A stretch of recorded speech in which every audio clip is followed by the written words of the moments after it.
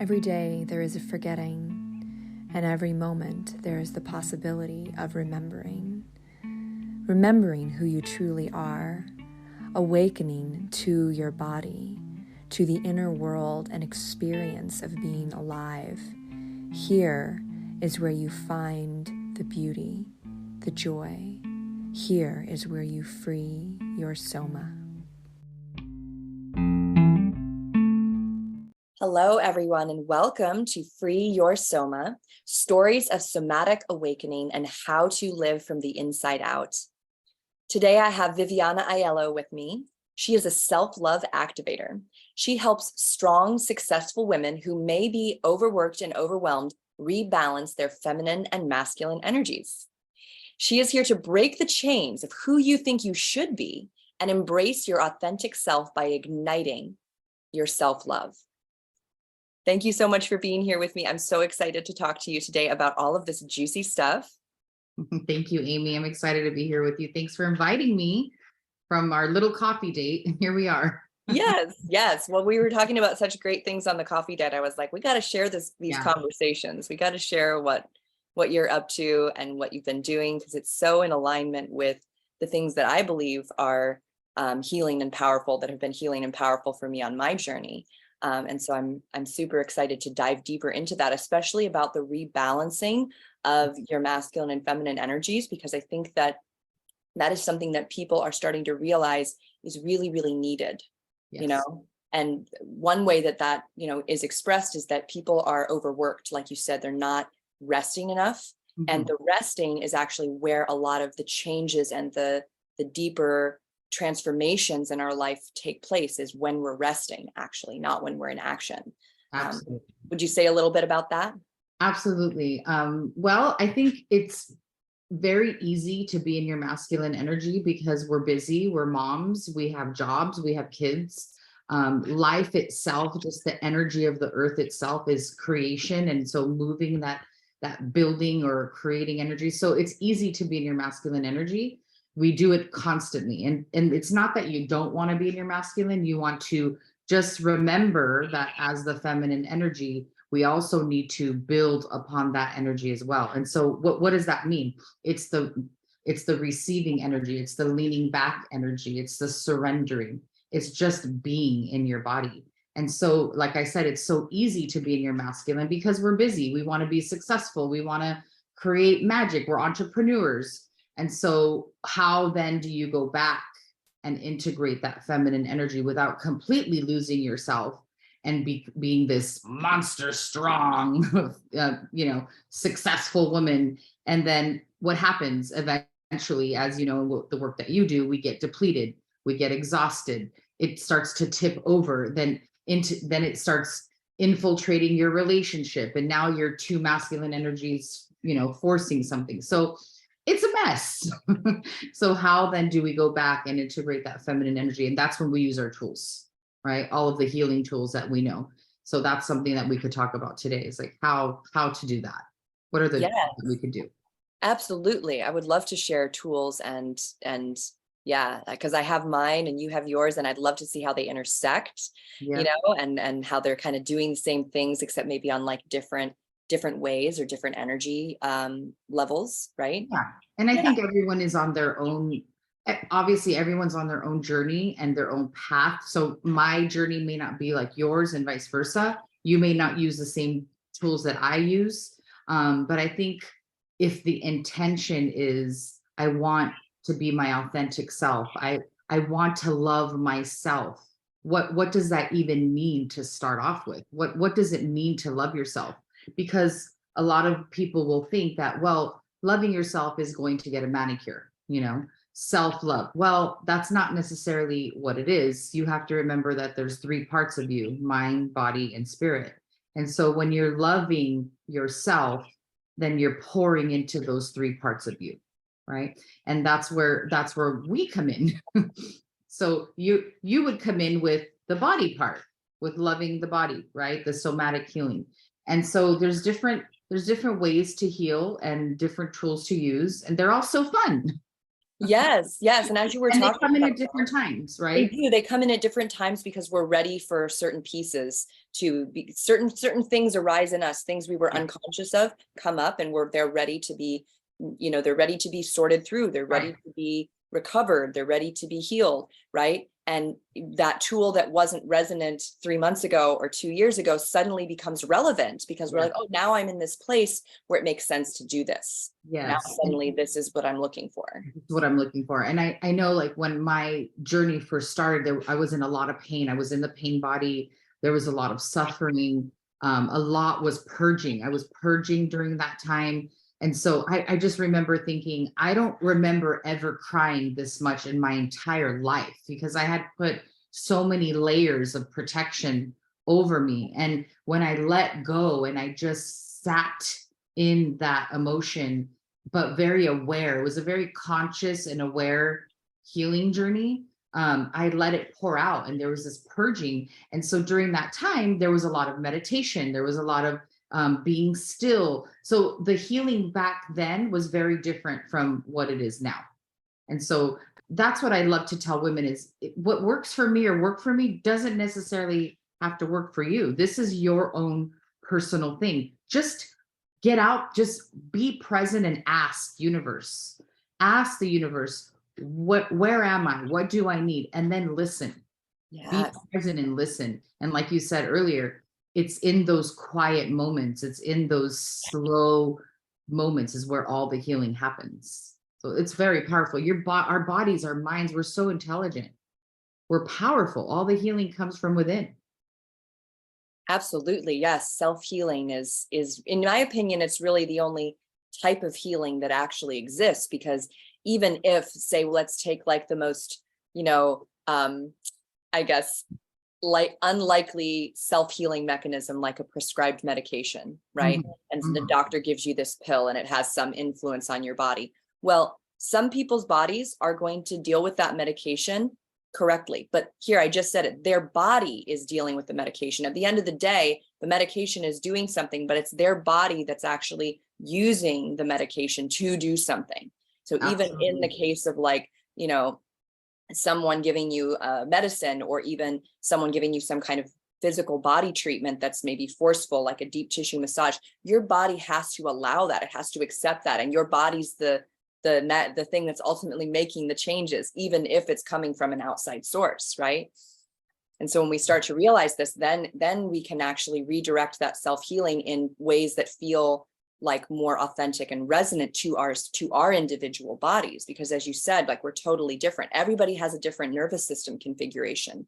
And while we Right. may have similarities, it's still going to be different. What feels good on my skin is going to be different than what feels good on somebody else's skin. Absolutely. And that's, I think, in my journey, because I don't think it ever ends. I think you agree with me that our healing journey, and I like to call it a self-love journey. It's not so much a healing journey. It's more of an unraveling, like the unlayering the onion, the peels of the onion, and you keep just pulling them back and pulling them back until you get to that source, that light within you. And so in my unraveling journey, I find myself to be in the body healing at the moment, the self-love in the body, because I've done so much work with the mind and the spirit and connecting all of that and learning about my body, but there's some pieces that are missing. And so I love to tell my clients and friends that, look, your journey's never going to end. You're going to constantly be learning and going backwards and then forward. It's never just there's no ending. Just like me, I can empower women and inspire women and ignite them, but there's things that I have to learn too. And so I think that's a big part of how you and I connected, because there's things that that you can teach me about that body healing, the actual somatic part, that I'm just like, oh, yeah, that makes sense.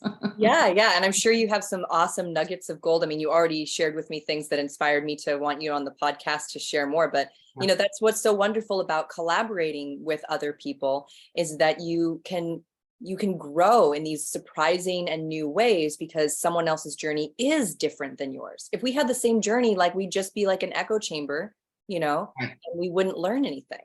There would be it would kind of be a standstill. Wouldn't be that interesting. So I think that the differences that people have, that's what really makes things spicy and colorful and bright and, Absolutely. exciting in life, is our differences. Absolutely. And I found that honestly, the intention, the consciousness, the intention, the desire, that's number one. That's where you start. If you don't want to heal or awaken, you're not going to. If you Yeah. don't want, and I don't like to say be better, it's not about being better. It's again, it's just to get closer to the light within you. If you don't want to do that, you're not going to. And it really just, the journey is about the desire of, hey, I'm ready to be conscious about this area in my life. And then universe says, I'm going to meet you there. I'm going to meet you there. Let's work together. And so then universe will inspire you to learn more things, to get on a podcast, to meet with this person, a book, a video, something. It will magnetize all the answers to you. And that's really how I healed my anxiety years ago. It was all from within. There was nothing. I was ready to do it. I got on my knees. I asked. I was ready. I pushed the intention out, and then I allowed everything to kind of come to me, and that journey began. So it's very powerful. We are so powerful. We are the most powerful bitches ever. Oh man, yeah. Well, maybe you can orient our listeners a little bit. You kind of talked about it a few moments here and there, but tell us how this all kind of started for you, like wherever you want to start in your timeline. Tell us Yeah, a little bit about your path. absolutely. So I was, I'm Italian. Both of my parents are Italian. My mom was only 17 when she had me.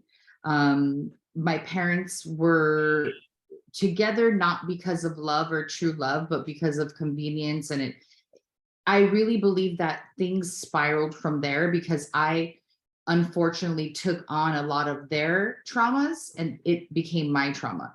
And so because of their connection there, you have kids and now you have no idea what you're doing with these two kids. My mom's a teenager. She did her absolute best, but I had my father, which was very emotionally detached. He was not able to show love. On top of that, he shamed me. He body shamed me. And like, it's bringing up emotion still because it's one of the things that I still get touched by. It's not a pain that like it used to be, but I still am touched by it, like a humbleness, like, wow, like I really went through these things as a little girl and just loving that little girl that was Viviana. And she was so sweet and tender and beautiful, right? But I grew up not believing that I was. I grew up feeling and thinking that I was the ugliest creature that ever walked the planet. And so because of that belief, you know, I think my weight got up to 268 pounds at one point. I didn't know who I was as a woman. I created all these barriers around me to protect myself. And so the weight kept going up. I felt very masculine, very aggressive. I was very intense and strong and fierce because that is my personality. I am very fierce, but there was that other side of me that just didn't exist. It was the softness that I had no idea who she was. How could you be soft and tender and feminine and graceful when there's all of these protective layers around you? And so I grew up with that environment. The more words were thrown at me, the harsher I became, you know? And so I then got married. I kind of followed my parents' footsteps, got married at the age of 20, super young, had no business getting married at that age. Again, married someone that was very similar to my father, which didn't know how to pull that feminine energy out of me. And so I became more masculine, more of the leader, more intense and strong. There's good and bad parts of that, obviously. And wasn't in love. I literally just followed my parents' footsteps. I didn't know who I was. I had no business getting married at such a young age. I thought it was the right thing to do. I wanted to be accepted by my family. I did the right thing in that Italian mindset where you're a good girl, you're a good woman, you get married. And so I did that and ended up getting a divorce in my 30s when I started to wake up, when I started to feel myself, when I started to really think, oh, I have this whole other side of me that's sexy, that's sensual, that is feminine, and that is desirable, right? Oh, I can actually be this woman and not just be a boss bitch, you know? And so that's kind of where the journey started, I would say, is when I decided to get a divorce. During that time that I was married for 17 years, I had two amazing kids, but I also had severe anxiety. It was excruciating. I was in and out of the hospital constantly. And that's really the time that spiritually I started to awaken, because I realized that, oh, I have the power to heal and it's all within me. And from there, I left my marriage and fell in love for the very first time with a soulmate, with my best friend. That that soulmate connection ended because of circumstances, but it woke me up to my real awakening, because it forced me to say, you are this whole woman, and there's power in that. And I started to pour back into myself, because during that time there was no healing that could have been done on the outside of me. Nobody could have healed me, nobody could have fixed me, nobody could have said anything. I had to just be. And the way I see it is, I was like the caterpillar in the cocoon. I had to just be in that cocoon and feel all of the emotions. And the same way that that caterpillar gets liquefied over and over and over until it becomes a butterfly. That's how I felt for 2 years. Me in a cocoon, becoming liquefied until I could blossom. And when I blossomed, girl, I came out. I came out like, wow, you're this beautiful creature, and loving myself, mind, body, and spirit, and finally connecting that there's these three parts of me that need to be nourished. Number one, first, before anyone and anything, it's me. It's my body, my mind, my soul. Then everyone else. And tell me if I'm wrong. We don't do that. We're not trained. We're not trained to do that. We're trained, especially as females, but I think males go through this too. We're trained to focus on the external and to focus on what other people want from us and what we can do for other people, what our bodies can do for other people. And for women, that's obviously like, motherhood and service. But for men, I think it also becomes like, what can I physically do for you? What can I lift? What can I haul around? How can I make money? Right. Yeah. So these ways that we focus on the external and we don't recognize, like, how am I nourishing myself, and not just eating food and like going through the motions, but how am I really feeding my soul?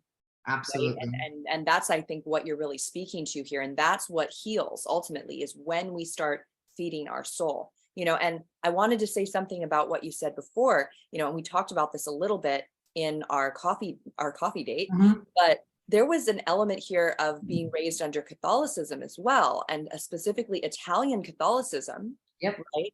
And that was something that, probably also pushed you towards marriage at the age of 20, I would assume. Yes. Right? And there was a whole kind of paradigm of, and maybe you can say more about this, a paradigm of like what it means to be a Catholic Italian woman, right? Yes. And as you started to break out of that, I mean, obviously a Catholic Italian woman doesn't get divorced. Oh, girlfriend, that's a whole other podcast. Right. We have a whole other podcast on my Italian divorce, because that that's a whole other story. Right. Yeah. Right. Yeah. And you don't have to get all into that, but that would be a fun one. But absolutely.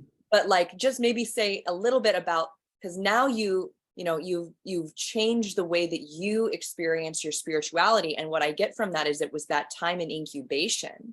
It was that time where the other, the tools that had been imposed on you by your culture and your family, they weren't sorting this out for you.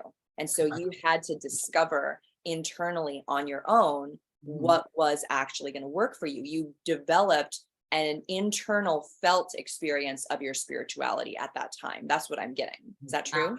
Absolutely. I felt it from the core, from inside out. I experienced connecting to the universe, to source through my body. It was like electricity. When I was able to experience those things, it just opened up the floodgates, because I realized that, oh my goodness, I'm not that little girl that is shamed and overweight, and that is, reckless and irresponsible and a horrible Italian girl because she wants a divorce. I'm not that woman that has to be the leader and controlling everyone and everything. And so all of those things became a lie. It was just who I thought that I was. But when you connect to that soul part of you, and you realize, oh my God, my goodness, I am a soul, I'm light. Then from that place, you can start to love yourself. And so I activated myself. And so now I call myself a self-love activator, right? And so absolutely, I felt all of the beautiful things about being this magical creature that we all are.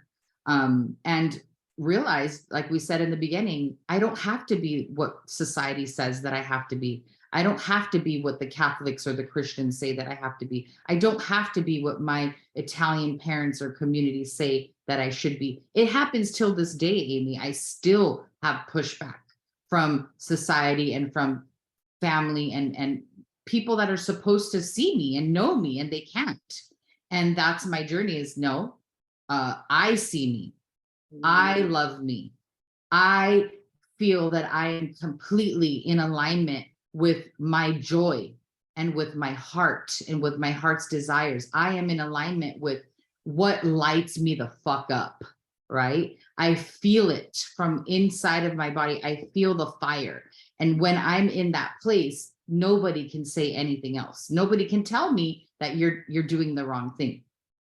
Yeah. But not gonna lie, there are times that I get triggered, and those are the times that I work with other healers. I work with people like you, or right now I'm working with the shaman, because that little trigger means it's in my body still. It's still in my subconscious. It's still part of a belief or a trauma that I have. And so I've got to put the light on it. I've got to flash the light on it. I've got to, okay, what is this thing? And why does it keep triggering me? So. Yeah. And, the really amazing thing about this process is that even when people are that, like, all that pushback, right? All that noise, all those lies of like what you should be and what people are telling you are, it actually strengthens what you actually are, because you can see very clearly what you are not, And so in a way, like these people, these voices, our family, I had a relationship in my early 20s that did this for me very well, because I had a boyfriend that I didn't realize at the time that he was an alcoholic, and he would, get drunk and kind of spill all this like vitriol onto me of like what I was doing, how I was being, and they were all of his projections.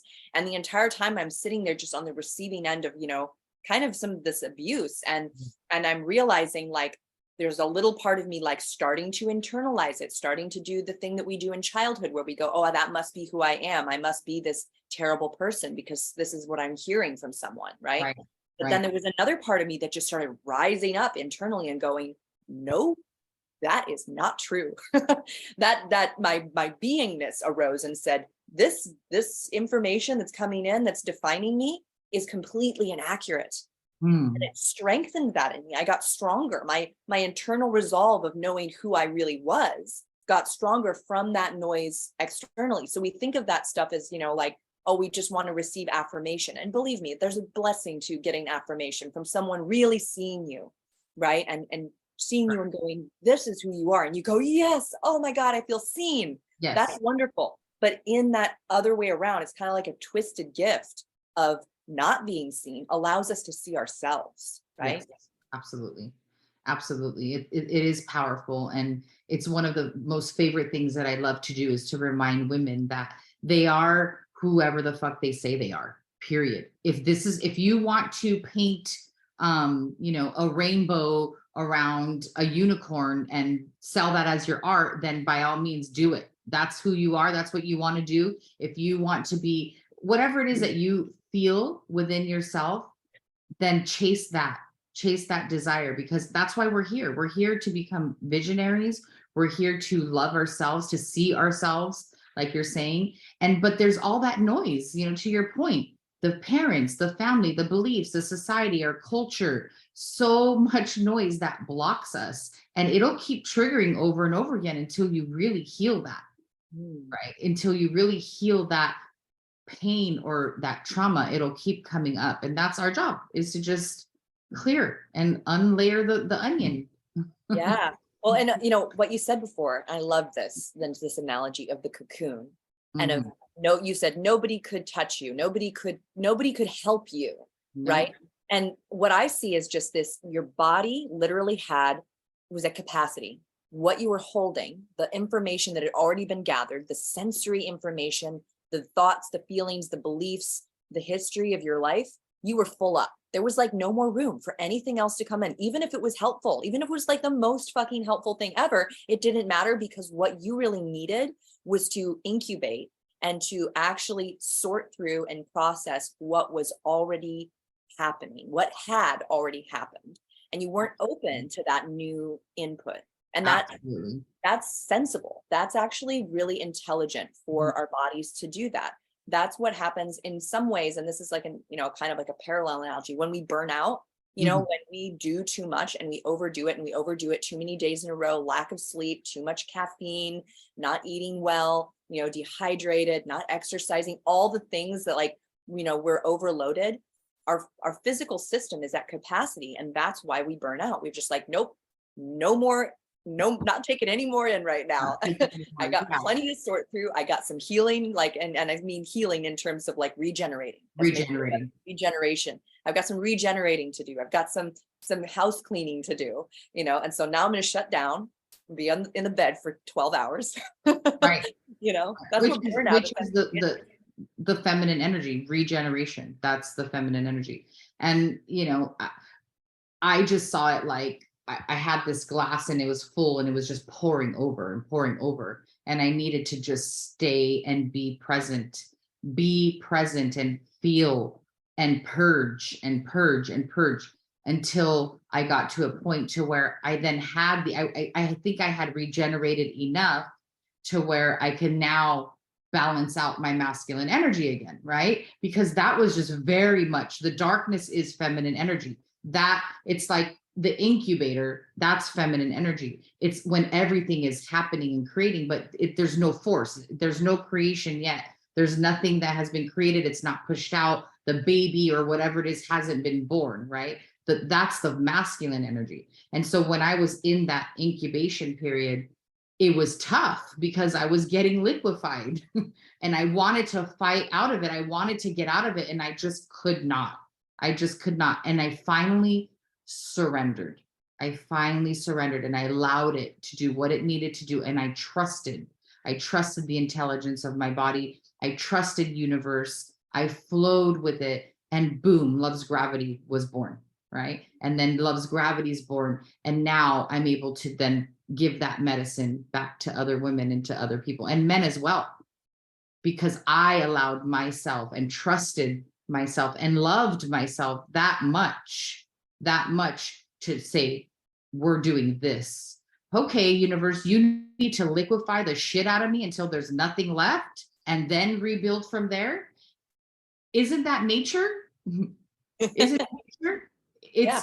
It's nature. It's even, the forests, they have to burn down in order to rebuild. It's just part of nature, but we don't allow that. We don't allow that because we're afraid. We're afraid of the silence. We're afraid of the darkness. We're We're afraid of afraid of the death, right? In a way, you had a death of who you were before. You had a death of who you were. multiple deaths. And Yeah. we if you're not integrating the darkness into the light, then you're never going to be whole. That's the yin and the yang. The yin and the yang is allowing the darkness to also be part of the light. It goes hand in hand. It's not just all light. It's not possible, not on this earth, at least not on earth. In this experience, there's the balance. You're going to Right. experience the darker, the contrast, and the light. They go together. It's all Right. part of the same thing. That's the only way to have clear vision. That's the only way to see an object or even paint or draw an object, is you have to give it 3 dimensions at least, right? Right. By creating that shadow, by creating the dark spaces around the object. That's how you see something. I mean, this is Beautiful. so, we think of these things as being so conceptual, and like a lot of people will call it, when we're talking this way, like woo woo or something. It's like, no, this is very, very fucking literal. Absolutely.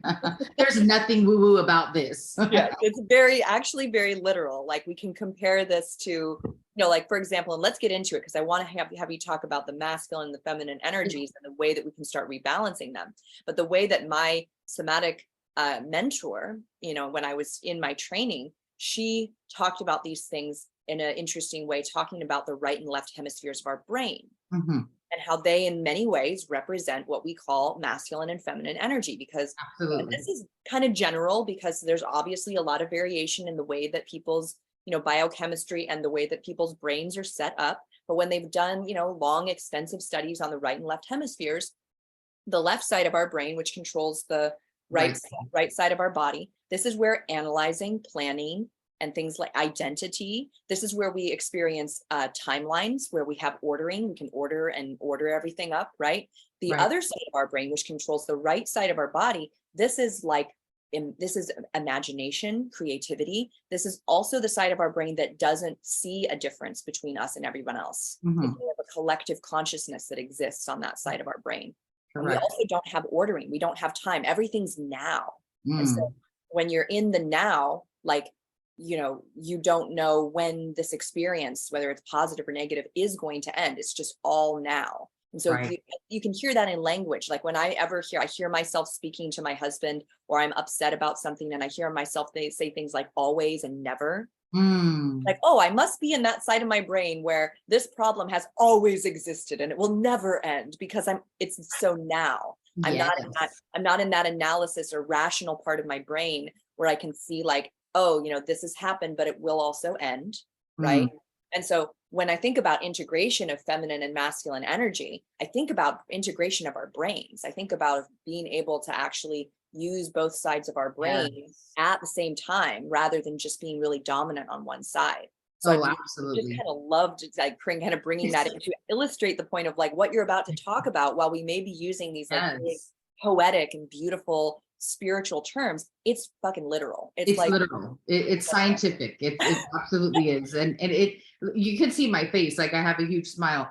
It lights me the fuck up. Like this talk about masculine and feminine is brilliant. The yin and the yang, but like you said, it could sound poetic, but it really isn't. It's natural, it's nature, it is scientific.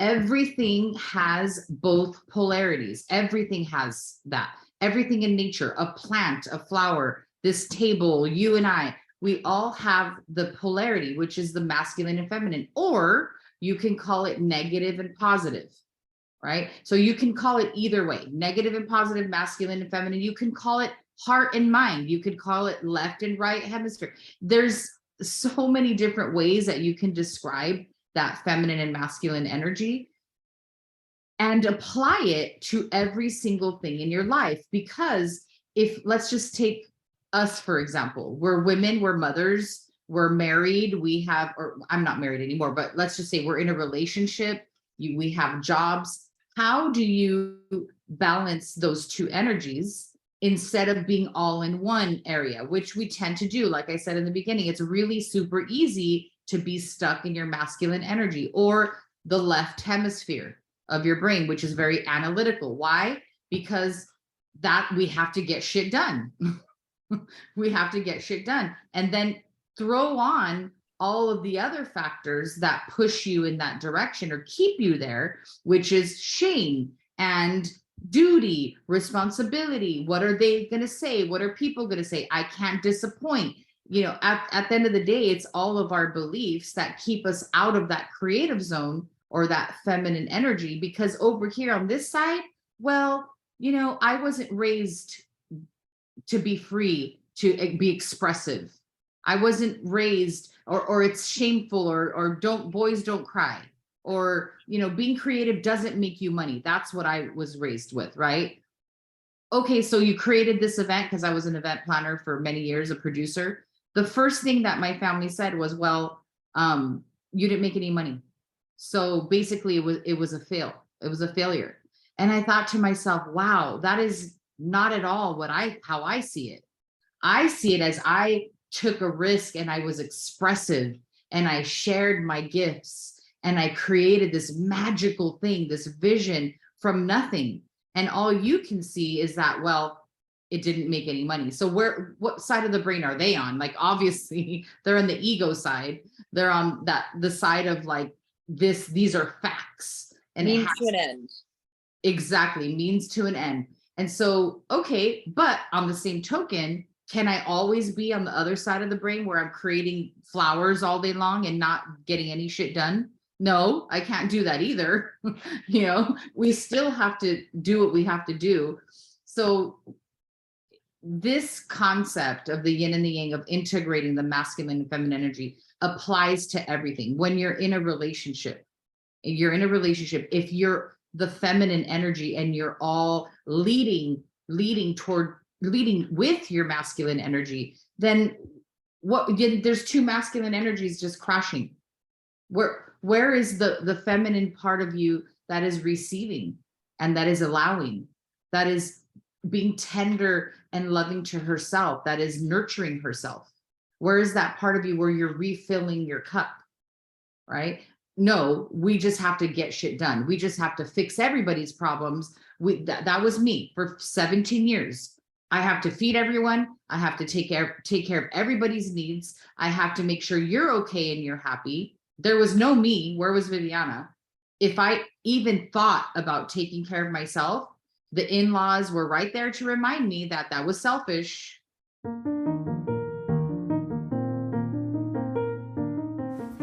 Hello everyone, I'm Amy Takaya and I have an exciting announcement. At the end of September, I will be hosting my first full-length retreat. Somatic Awakening will take place in the San Gabriel Mountains. This 3-day transformational experience will include Hana Somatic Movement, hands-on somatic bodywork by my father William Davis, my cousins Seiji Oshenza, and myself. We will also explore somatic yoga and mudra practice, as well as an end-of-the-day sound healing to deepen your calm and release. Only 9 spaces are available for full-time participants. Day passes will be available for the Saturday activities. Right now, you can get $200 off the full price of the retreat. So, if you're feeling called into freedom and ease of movement, a peaceful, relaxed nervous system, delicious plant-based meals, and a fresh and enlivened way of being, go to freeyoursoma.com and hold your space. Payment plans are available by request, and feel free to reach out to me with questions or comments at freeyoursoma@gmail.com. Thanks again for listening and supporting this self-healing revolution. The kids are right there crying and with their whole drama. So then of course what happens? I lose myself. We lose ourselves. Yeah. Instead of being that woman that says, no, me first, my soul first, my body first, my mind first. I feed myself. I love myself. I just be present. And then from that place, I can give. And then from that place, I know what my boundaries are and I know where to stop. Most of my clients don't know where to stop and they feel guilty. They feel guilty for spending any money, any time, any resources, anything at all on themselves. Yeah, that's it. And that's a really painful place to be, because then you need that from other people. There's like an intense need and a dependency that comes along with that. When you're not giving that to yourself, then that's where I feel like a lot of, maybe other women can relate to feeling resentful, resentful of your partner, resentful of your kids, maybe even resentful of like your friends when they don't show up in the way that you need them to, right? Because you're not giving this to yourself, then that intense need from the outside for other people to make you feel a certain way, to give you love, to provide that nurture, that care, to get you that perfect gift for your birthday or whatever it is. And so then when other people fall short of that, which, they will likely to do. They will. Nobody can ever fill you up the way that you can yourself. Exactly. That's literally part of my meditation. When I do the Rising Goddess experience, there's a meditation, there's the reading, there's the session, everything. that's the first thing that I say is we are here to fill our own cup. You are here to fill your own cup, because nobody and nothing can do that for you the way that you can. Now, that doesn't mean that we can't get help and have other healers. That doesn't mean that. But first you fill your own cup, and then you can get the little cherry on top with friendships or relationships or other things. That's just the way that a balanced, whole, harmonious person functions. First you, then everyone else, or Right. expecting anything from anyone else. And that, I think that once we talked about this a little bit at the beginning, but that's a point, like on this like timeline or this journey, right? That isn't really linear, but let's just say for the sake of the moment that it is. It's a point on this path that you arrive at, and that's when certain things open up to you. For example, in the body work that I do, in the somatic work that I do, this is entirely self-led, meaning whoever I'm working with, they are leading and I am actually following them. Even though I have the tools and I'm moving them, I'm facilitating, they are ultimately the one that's going to decide the intensity of the experience, and their body is only going to release what it's ready to. Right. And so there's a lot of kind of facilitating and listening that comes on my end. And ultimately the person that I'm working with is the leader, leading themselves. And this doesn't resonate with everybody because some people are still in the paradigm of like, I want you to do it for me. I want you to change me. I want you to fix me. I want you to heal me. And that is going to work better if they go get a manual massage. You know what I mean? Where somebody, they're just passively laying there and somebody's doing stuff to them. That's going to work better for that person. They're going to get more relief from that. And it's going to be a little bit confrontational sometimes to work with me because I'm going to keep inviting them to lead themselves. Yeah. Because when you're not there or the masseuse isn't there, then what? Exactly. Now what do you do? So you're training them how to do it for themselves so that when they are in a place of needing to heal or whatnot.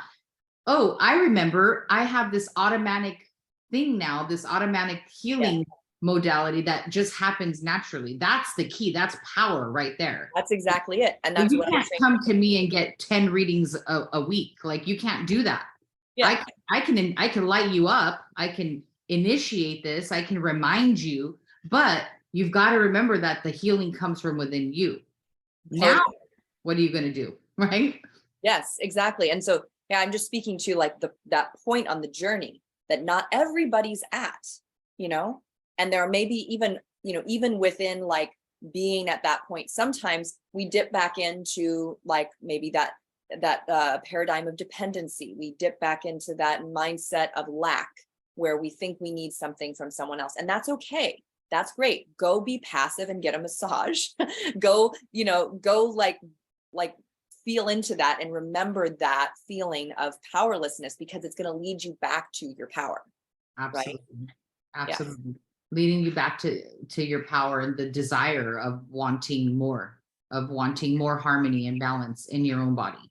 That's the first, that's where I'm at. If I'm at a place of how do I heal my trauma or my beliefs so that naturally things will just happen, that I will naturally want to eat that better food or naturally not want to put that in my mouth or not exercise. I'll naturally want to exercise consistently. That's where I am in my healing. Because, as an Italian girl growing up, we ate 2 bowls of pasta and that was normal for us. So tell me now that that's not normal. Tell my body that. Or that's not healthy for me. And so I'm at that place because I can follow a program. I can get a trainer. And just like we're saying, I can get somebody that holds my hand. But what happens when you're not there? Yeah. What is that switch in my mind, in my cell? What is that activation in my body and in my brain that will just help me? So it's a natural thing that there's this natural intuition. That's the power.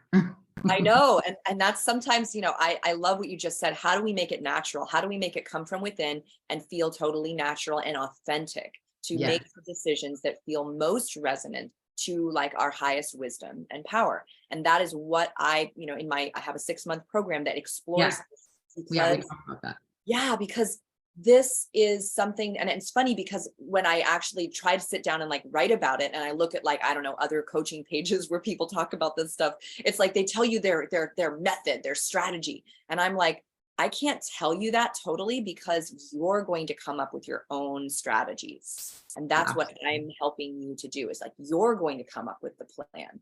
You're going to come up with the methodology. Actually, I'm going to give you the tools and the access to your body in this very particular way that's going to allow this process to be natural and authentic to you on your timeline, not on my timeline, not in like this 6-month program. That's in a way just kind of this initiation of some lifelong skills that like you just haven't fully developed or haven't fully blossomed in you yet. Right. But it's like this ongoing exploration of what's authentic and real to you, because it changes from moment to moment. It does. It totally changes from what's happening in our environment, from what season it is, from what we're experiencing internally. It's changing all the time as our biochemistry is constantly changing.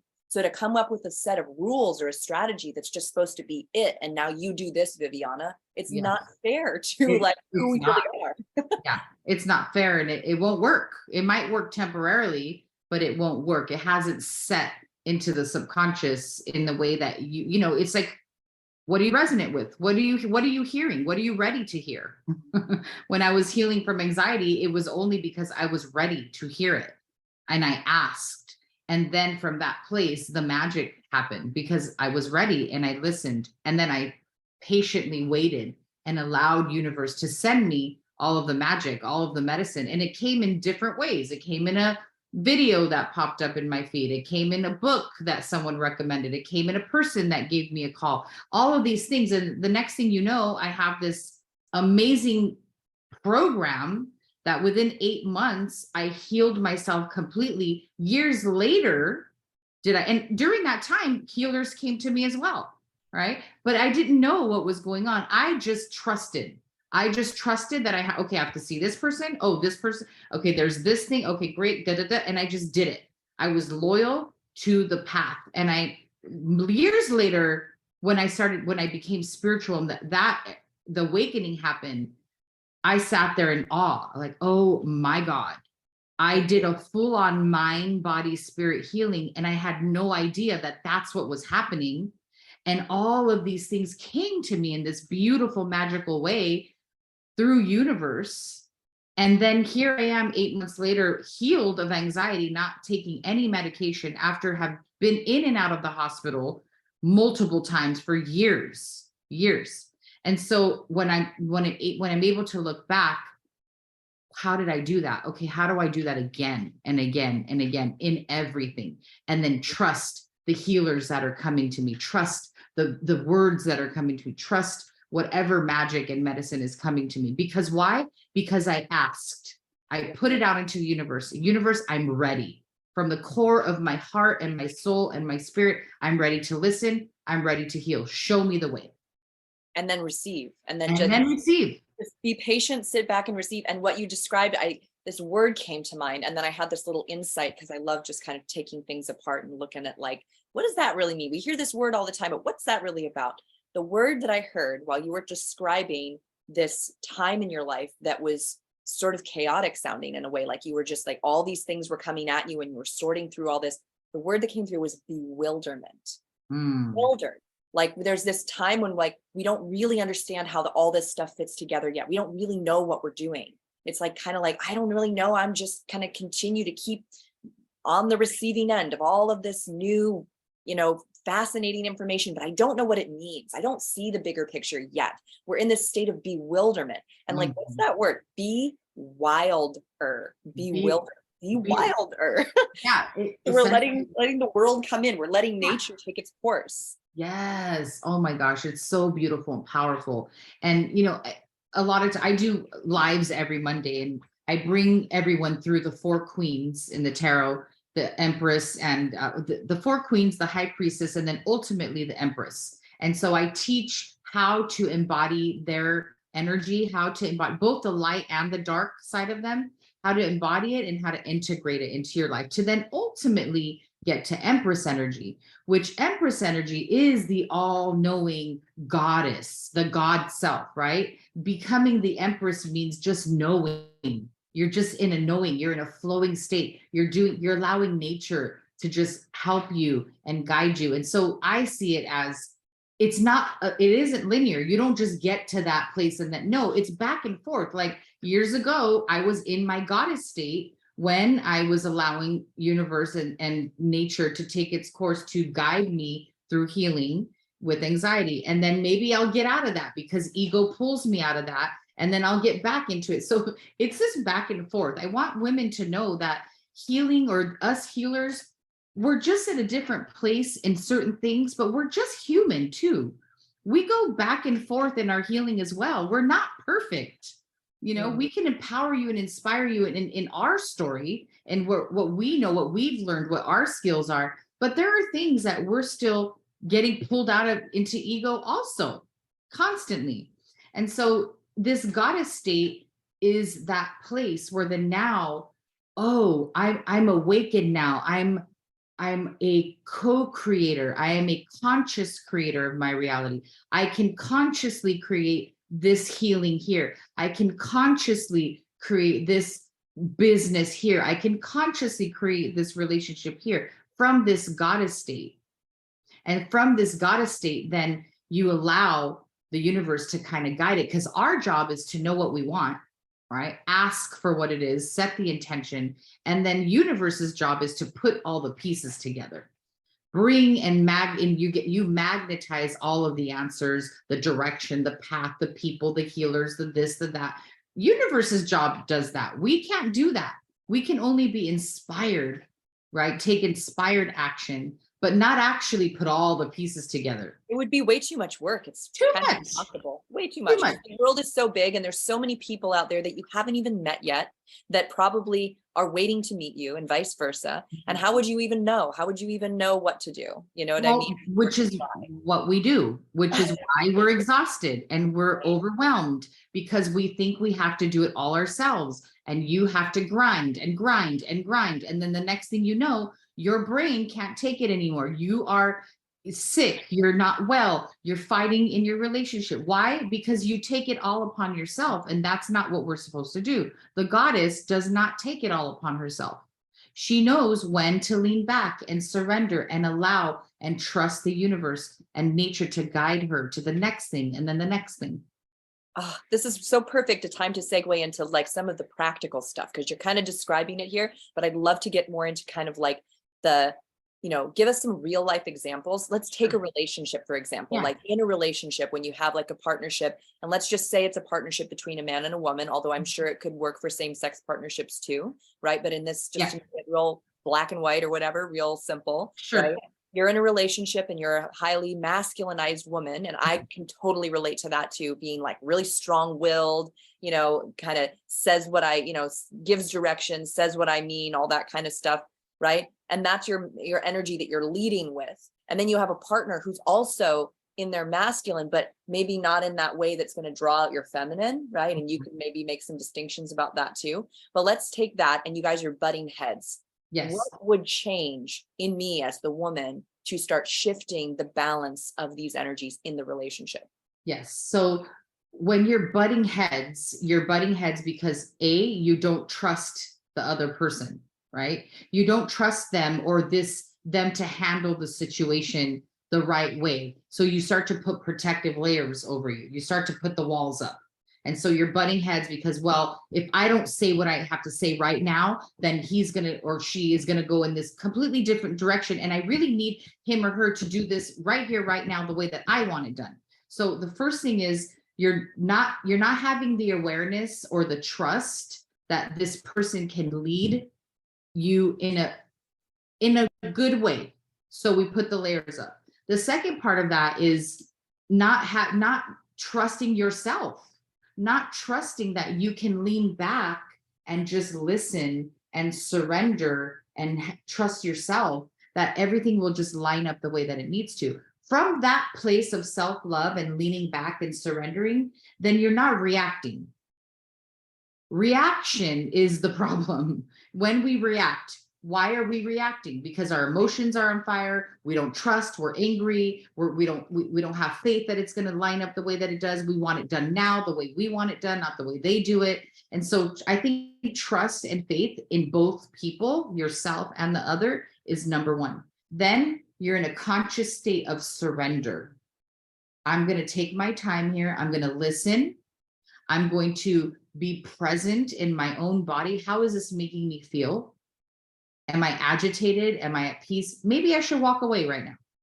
Maybe I should say something like, I'm hearing what you're saying. I hear you. I don't quite understand what it is that you're trying to convey to me, but I think I need to just take some time to walk away. And then we can come back to this. When you do that, when you surrender and pull yourself away, then you give yourself the time to just not react from your emotions. The goddess doesn't react, she responds. Very different from reaction or respond. Responding is, I hear what you're saying, or how can we not be fighting over the same thing, but be on the same team? So the way I see it is just trust and faith. That's number one. Wow. Yes, I could totally relate to that in terms of feeling that sense of, trusting myself to be okay when I'm not taking action, right? Because sometimes there's this anxious taking of action, whether that's in a reaction in what the words that I'm saying, or the way that I'm doing something, right? And Right. continuing to take action, even though it's obviously not working. This conversation maybe with my spouse is obviously not going anywhere helpful. We're running around in circles and we're starting to get into like the blame game and all of that stuff. And so, but I'm continuing to go. What? They're not going to hear you because right. the masculine energy wants to please the feminine. They want to be respected and they want to please and they want to do things right. And so when the feminine is attacking or aggressively moving forward in that energy, fix it, do this, then they have nowhere to go. They don't know what to do. Whereas if you're just responding in a way that you're expressing your feelings, like, this is how this is making me feel. I feel this way, both ways, not only when it's a negative thing, but also a positive thing. I love when you do this. It makes me feel this. It makes me feel so protected. It makes me feel so desired and loved when you do this. And the masculine is like, oh shit, like I love to please her. That's why I'm here. I'm here to please. And so the second that the feminine energy destroys that and breaks it down and makes him feel that he's not worthy, then he's going to get in his reaction mode as well. So that now what do you have? You ain't going to get anywhere. I know. And, just as you were speaking, I had this kind of thought or idea, and I know this may be true in some situations and not in others. I don't know, but like, maybe you can tell me what you think of this. Yeah. The way that some men, and this is like, I think a stereotype that gets a bad rep when men are like prideful, cocky, mansplaining, all this stuff. I started to see like kind of like what might be going on underneath the surface is that they want your respect. They want you to respect them. They want you to admire them. They want you to love them. That's what that defensiveness truly may be pointing to is that they want the feminine, they want the women to look up to them, to be proud of them. There's almost kind of like a little boyness inside of saying like, mama, I want you to see me do this cool thing. And it doesn't have to be something that we see them doing that and we go like, what a fucking asshole, what a dick. Like we can be like, oh, I see what's happening here. You want my praise. You want my respect. You really, really need my love. They're little boys too. At the end of the day, we're all just a bunch of little kids, we're a bunch of little girls and they're a bunch of little boys. And it's not about like boosting their ego. It's about respecting their masculinity, about respecting them as a human, about just respect and just honor. And then expressing that. That's the gift of the goddess. That is the power of the goddess, is being able to express that, because masculine energy doesn't know how as well as we do, right? The feminine energy, not we, because again, this isn't about gender, it's about energy. So we're able to express ourselves and to remind them of how grateful we are. How great, thank you for doing this, and inspiring them to action and not forcing them to action. Because once you start to force and command, they're losing, they feel like they're not valid anymore. They're not desired anymore. They're stupid. They don't know what they're doing. You know, did I lose her respect? All I want to do as the masculine energy is be this foundation, is protect her and take care of her and fix things for her. Remember, masculine energy is the doer energy. So I want to fix, I want to figure out, I want to strategize, I want to handle those things. The feminine energy is the receiver. She is more of just the being part, the feeling part, the emotion part. Okay, so those are what our powers are. How do I then take that, and how do I say things to you so that you can hear me and be inspired to want to do those things and not be your mommy? Right, right. Yeah. This is so incredible and really apt. You know, my husband and I had our 5th-year wedding anniversary yesterday, and it was kind of a funny day because I feel like we revisited all of these different points in our relationship. Like there was this, you know, a few conversations that felt like some kind of regression into like who we were 3 years ago or something. And it's just interesting how I think, you know, and a lot of people have this experience, like days have like, you know, there's 365-ish days in a year, and each of these days, like we come around to this same day, this anniversary, this time. And I think our bodies know, right? Yeah. Our bodies know, even if our conscious mind isn't fully aware of like, oh, this is the anniversary of this thing that happened in my life, this, you know, catastrophe, this celebration, and our bodies are responding to that like season, right? So my husband and I went through this gamut yesterday of all this stuff, and it was really interesting because I think at the end of the day we arrived back at like the deep friendship and connection that we How beautiful. beyond the sexuality, you know, beyond all of the other stuff. It was like this soul connection, this deep friendship that's the foundation of our relationship. But we had to kind of go through the mud for a little bit first. And I ended up laughing about it later. I'm like, how perfect that we like, you know, did what we used to do like a couple of years ago, or did what we did the first year of our relationship, where we like drink a little too much caffeine, eat a little too much sugar, and get into a big noisy argument. You know? And there was a lot of pushing that was coming from me. And as I'm talking to you right now, I can see very clearly how I was creating that. And I can also hear him. I can hear him yesterday telling me that it was about the way that I was communicating more than what was being communicated. It was the Boom. way. The way. It's the way. It's always the way. Because if you're aggressively, you know, you need to do this, you never do this, then you're mommying them, and then they feel like they're little boys and they can't please you. Then that's it. If they lose your respect, then they're going to pull away. They're going to go in another direction. They're not going to feel like that man anymore, because that's all they want. That's all they want. And so it's our job to know how to convey that message and inspire them into action. And when you're trying to get something from them, it goes back to the conversation we had earlier. That's because you're not giving to yourself. It's because you're not filling yourself up. You're not in alignment with your goddess self. Where are you right now? Have you been exercising? Have you been loving yourself? Have you been tender with yourself? Do you have things that you can go to and use your tools that will fill you back up, so you're not needing that other person in your relationship to do it for you constantly, right? Are you depleting yourself, and then now you're mad at them because they can't fill you up the way that you can, and then now you're triggered by everything, and then see, it's just like this cycle. So first you. Totally. And you know, as you're saying this, I have mad respect for my husband, because the thing that I was fighting with him about yesterday, which is so funny, like when you think about it, like what was really the argument starter, like at the beginning of the day, is that he's very good at putting himself first in these small ways and taking care of himself. You know, not in every single way, but in the way, for example, of when he's tired, he takes a little bit of a liberty and he sleeps in. And this is a thing that he does. Yeah. When I wake up and there's things to do and my kid is like, you know, I get up with the kid, I just do it. Even if I'm really tired, I just wake up and I do it, you know, and I will do all of the things sometimes for my kid and for my, you know, for my husband before I set time aside for my self-care. Then And he resent. doesn't do that. He just takes care of himself. And I get envious. I get jealous. Yeah, then you get resentful. I get resentful because I'm not doing that. It's like, okay.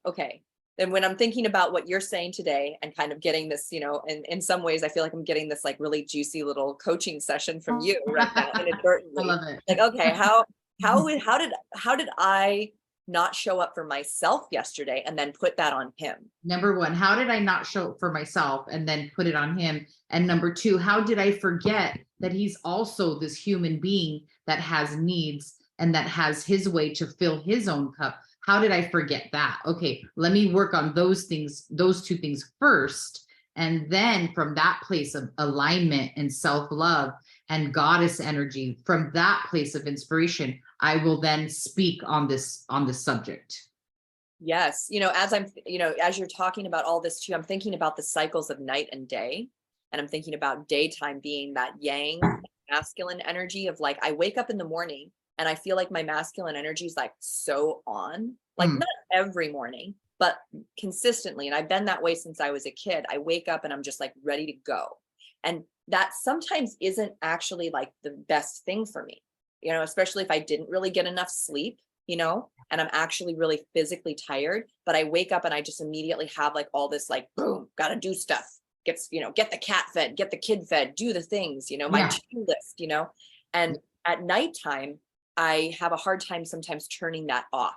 But at nighttime, my body's like really demanding that I turn that off. Usually even by the late afternoon, my body is like, okay, it's time to slow down. Yes. And my masculine energy doesn't want to, right? Kind of like I don't want the day to be over. I don't want to go to bed. I want to stay up and keep doing things. Yep. Right. I want to be up late and do stuff because it's like there's still day left somehow. Okay. But nature will say, no, you need rest between these hours. And isn't it fascinating that nature itself knows that there's the masculine and the feminine, the daytime for the work and the nighttime for the rest, right? Same thing, masculine and feminine. So applying the masculine, feminine, or the yin and yang doesn't mean that you have to take nature walks and do meditation every day for 30 minutes, an hour a day. You can, if that works with your schedule, if that works for you, then absolutely. But everyone has a different way to go back into their feminine energy. Some people will worship. Like that's one of the things that I love to do. I love to put on music where it feels like worship. It could be a very high intentional, high vibration type of music where then I just sway and receive and cry and love. And that's one way. It could even be done in your car on the way to work, in the shower. It's about the intention and the being present and the allowing the emotion to flow through in and out. Some people like to journal. Okay, they can express themselves through journaling. So there's a thousand ways. Some people do yoga, or there's so many different tools to bring back that feminine energy and to be in that feminine energy and to be in alignment with goddess state. The goddess knows how to respond. She knows how to love herself. She knows how to nurture herself. She knows how to be in love with herself and pour into herself so that when things do come up, she's not taking that huge dip. And then once she's all the way down here, what it's going to take to come all the way back up, right? Yeah. It's more of just a little dip. Oh, I'm back. Oh, okay, little dip. Oh, I'm back. You're going to have the dips. It's totally. And I feel like I've been getting better and better at that. I mean, the somatic work like that I teach and that I practice, it's what I practice. Like, and that's my biggest tool throughout my day is like doing some somatic movement, takes me 15 minutes, 10 minutes or something like that. And that's a really great way to center myself back into my feminine energy because it's 15 or 10 minutes that I lay down and I just undo whatever stresses have kind of taken over my body temporarily, whatever experiences have like kind of tightened me up. I just release that. And, it's really important. I'm starting to recognize because I like to do it in the morning, but doing it at night is also something that when I do that, when I'm doing it in the morning and at night, it's so wonderful for keeping things in balance, for like getting my nervous system to calm down after the busy day, after all of the stimulation, and what I start to notice too, is that when I am tired, I don't process the world that well. Right. Oh, no. Absolutely. Yeah. Yeah. So I think that, you may use your somatic movements, which is beautiful, getting you into your feminine energy. Another way to really get you in that sensual, sexual, feminine energy is moving your hips, right? Slowly moving your hands and your hips, turning the hips in a motion. This is very, very sexy and sensual, and it brings you to that place, which is another part of who we are. It's not just, I have a lot of clients that are like, oh, well, yeah, I work out. Well, okay, awesome. That's great. That's so healthy for your body. But what type of feminine movements are you doing? Are you moving like the ocean? Are you moving your hips? Are you moving your arms in a certain way? That is, again, if it's mind, body, spirit, if there's no disconnect between the three, if your mind is body, body is mind, then anything that you do for the body will then affect the mind and vice versa. Yes. Being in that, like for me, you know how I am, I joke a lot, but I always say booty shorts, tits out, right? Like I find a place, just me and the mirror and blasting music, the best music that I could find that just lights me the hell up. And it's booty shorts, tits out. And I just move my body and I love on myself and I feel the energy and I feel that sensual energy and I let it come out and I let it be. I let it be who I am. And it's so healing. It's so powerful. That's when I do the pole and seduction classes that I host once a month. That's what we're doing. It's not about swinging on a pole. It's about remembering the power that we have in those sensual movements and then being able to bring that back to whoever, your partner or you're just yourself. Yeah. Yeah. And, it's funny because there's so many different kinds of somatic work. And like, I have obviously a system that I work with, but what you just described, the swaying of your body, this is a somatic movement. Awesome. You are doing it. You know what I mean? It's a different structure than the structure that I might work with. But even within the structure that I work with, we do those kind of flowing movements because you're absolutely right. This is bringing you back to your nature. This is blending that right and left side of your body. Just sway from side to side, to move your hips in a circle. That movement literally requires your right and left brain to communicate, to collaborate, to work together in a balanced way. So it's very much in line with what you are teaching, is what you're naturally doing. This is how you're becoming more connected and more integrated and more aware of your soma, of your body, your soma body. That's not just your body, it's your spirit, it's your life force energy. It's your thoughts, your beliefs. That's what soma is. Your soma is so much more than just your body. It's this holistic word for your body that includes your energy field, right? And includes the awareness that you're constantly interchangeably interacting with your environment, and that the environment that you're in is impacting you, and then you're impacting your environment. And that is as simple as what you just described, dancing with your, what did you say, booty shorts? I say booty shorts, tits out.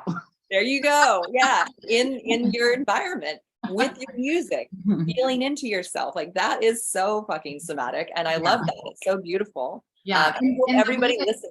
The way that it translates. Yeah, exactly. And the way that it translates is like, I've been doing the pole. I don't host the pole classes. I gather the community and then host them. But there's a teacher that does the seduction classes. And so her and I discussed how to run the classes. And I told her it's very much about seduction and sensuality and movement and all of that, empowering and inspiring, rather than just like the pole movements or how to do the techniques. It's not so much about that. She's like, I got you, right? So like every month I host these classes, and I got shamed for it by a family member because I'm what was it that was said? I am promoting sexuality in women. Okay. And I thought, of course, it stung a little bit because I don't think that's what I'm doing, but it stung at first. But I didn't allow it to get me down. I said, no, that's not what I'm doing. What I'm doing is actually empowering and inspiring women to love their bodies and to love that sensual part of themselves again, because like me, that was taken away from me. Like me, I was shamed for that part of me, and that's not fair. That's part of our nature. And so 3 classes go by, it's been a few months, and I had a client that posted a picture of herself and looked phenomenal, but it wasn't just what she looked like. She had battled her weight her whole life. it was the way that she presented herself in this photo. And I commented and I said, girl, fire, you know? And she said, the classes are helping. And I thought, oh my gosh, yes, because now you're able to take these movements and this sensual part of yourself and bring it into your everyday life and just firing it up from the inside out. And so that's the healing. It's all healing. It's all part of the healing. Yes, it is. That's beautiful. Maybe this is a great time for you to talk a little bit about Love's Gravity and some of the projects and the things that you're up to, the ways that people can start to interact a bit more with what you do. Yeah. Well, I'm always up to no good, girlfriend. Just if there's trouble, I'll be right there. No, I'm kidding. Love's Gravity has really grown from doing little readings to then creating the Rising Goddess Transformational Experience, which you are with me for 2 hours. There's a meditation, there's beautiful scents and sounds, there's high vibrational music. It's essentially a coaching session as well as readings with tarot and oracle cards. They're used for inspiration, to inspire a conversation. It's not for fortune telling or anything like that. The way that it's built is around, again, you and inspiring you to be in your feminine power. And so that's where it started. And then it built from there with the Eat, Pray, Love retreats in Italy. I do those once a year, and they are self-love retreats. They're very much about la dolce vita, living your best life through delicious, beautiful farm to table foods and experiences. And we go to Capri and we go in the ocean. It's just a delicious experience. I also do Sage and Rise experiences for corporations, where I teach about the masculine and feminine energy through music and meditation and a small little workshop. So many things. Every month I host the Real Table Talk Dinner, where I invite men and women to come to my table. I pull a card for everyone. I cook a 4-course Italian homemade meal. We have espresso affogatos, we have limoncello toasts, we have a delicious pasta dish, Italian dessert, you name it. And then during the night, we pull questions out of a box and we discuss the questions. It could be anywhere from a spiritual experience to, if you had 6 months to live, what would you do? Relationship questions, sexual questions. There's just everything's on the table at that point. And then the pole classes once a month as well. That's so incredible. That's yeah, a lot. I've scaled. It's a lot, but I'm so passionate about it, and I'm so in alignment with everything. I'm inspired daily, and that's how I know that I'm on the right path. Yes. Well, and also you do this Monday yes meeting, right? Yes, that's called the Fierce Feminine and the 4 Queens in the tarot. And I essentially will pull all the 4 queens, the Empress and the High Priestess, and I'll pick one. So whoever comes out, she is the inspiration for the reading. She's the overall energy for the reading. And then I also pull cards on just where are you? Where are you in your feminine journey? Where are you in essentially your fierce feminine energy? Are you setting boundaries? Are you flowing in the feminine energy? Where are you at? And so I do that every Monday. I'm also making t-shirts, which are all the queens in the tarot. They should be ready this week. So I'm really excited about that because I'll have some merch coming out as well. But ultimately, this is lining myself up for the workbook, which is really a life book. It's going to be over 100 pages of going through each queen and integrating their archetype into your life. And then ultimately the second book will be the goddess energy. So implementing the feminine goddess energy in your relationship, in your life, becoming a master magnetizer, becoming the co-creator of your reality. And so it'll be a 2-part book. Oh, that's awesome. That's amazing. When do you expect that to be available?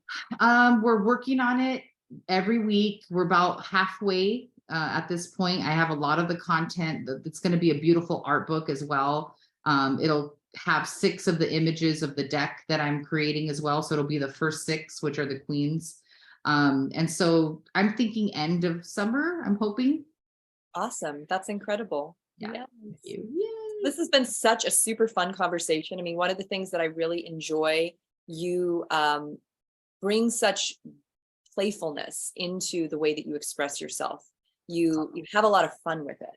And I think that we can get really serious sometimes on our, on our healing journey. We can get really serious. And that's what's so nourishing and so great about interacting with you, is that you bring a lot of playfulness back into it. You bring a lot of joy into what can sometimes be, a confrontational, somewhat intense process. You're right. You're absolutely right. That is what I do. I can't help it. It's just part of the rebel inside me, and the fun part of me. I've always been this person. And thank you for saying that, because it reminds me that I am in alignment and I am being authentically me, unapologetically authentically me. And that's important to me. And so even if that means, however that looks on the outside, it is what it is. Take it or leave it. Yeah. I'll take it. I'll take it. I'm going to have fun with it, because life is too short. We got one shot at this. Yeah. Thank you. Yes.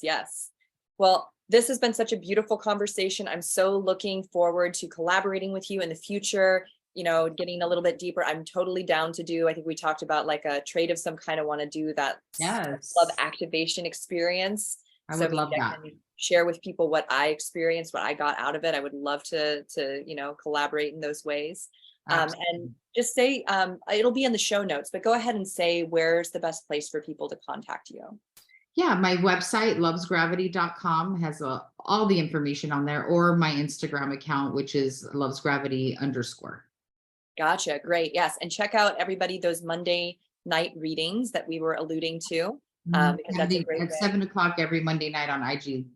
And that's a way to kind of get into the zone with you and feel into the way that you express and share this information. Although everybody got a great taste of that today on the show.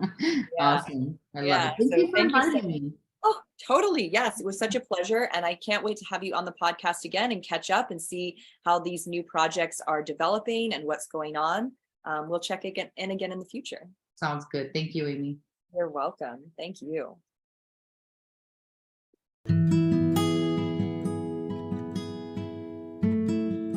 You've been listening to the Free Your Soma podcast. Subscribe now to hear more stories of somatic awakening and gain knowledge and tools for somatic living.